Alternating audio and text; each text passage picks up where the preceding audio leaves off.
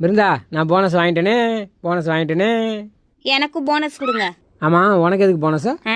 உங்களுக்கு 3 வேளையும் சமைச்சிக்கிட்டு, பாத்திரத்தெல்லாம் கழுவிக்கிட்டு, உங்கள் துணியெல்லாம் துவைச்சிக்கிட்டு, உங்கள் ஜட்டி முதல் கொண்டு தேய் துவைக்கிறேன்ல, அப்புறம் இந்த வீடெல்லாம் சுத்தம் பண்ணுறேன்ல, இதெல்லாம் வேலை இல்லை?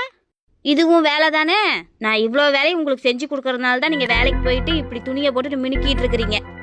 இதெல்லாம் நான் செய்யவா இல்லை போவா? வேணாம். அப்போ நான் போனஸ் கொடுங்க. இந்தா, நான் போனஸ் வாங்கிட்டேனே. இங்கே பார்த்தீங்களா, நான் போனஸ் வாங்கிட்டேனே. என்னங்க, என்ன படுத்திருக்கீங்க, வேலைக்கு போல? உடம்பு ஒரே அசதியாக இருக்கு புள்ள, லீவ் போட்டேன்.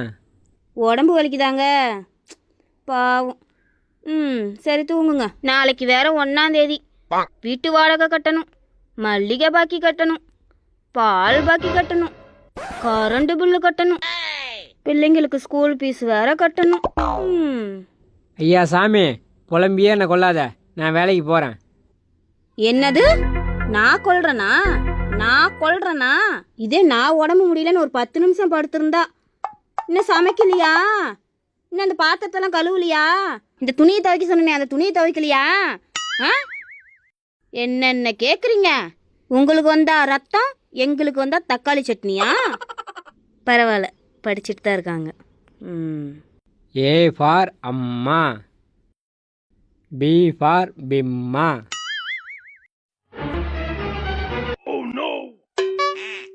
அடப்பாவீங்களா? இருங்க, உங்களுக்கு இருக்கு.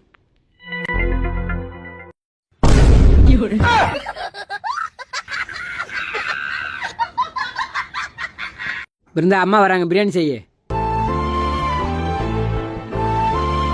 வரது எங்க அம்மா.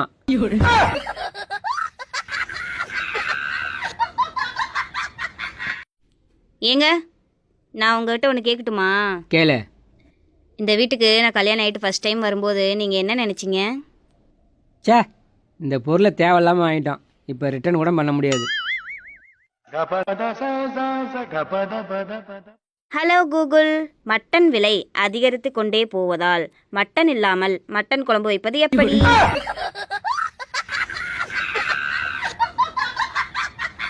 ஏங்க, கல்வி பெருசா செல்வம் பெருசா? வாங்கிட்ட 100 ரூபா இருக்கா? என்கிட்ட 1000 ரூபா இருக்குங்க. நீங்க கேட்ட கேள்விக்கு பதில் சொல்லுங்க. உனக்கு கொஞ்சமாவது அறிவு இருக்கா? என்னங்க வார்த்தை வித்தியாசமா போகுது, அப்புறம் நானும் பேசுவேன், தாங்க மாட்டீங்க. பாத்தியா, பணம் இருக்கான்னு கேட்டப்ப வராத கோவம் அறிவு இருக்கான்னு கேட்டவனே வந்துருச்சு.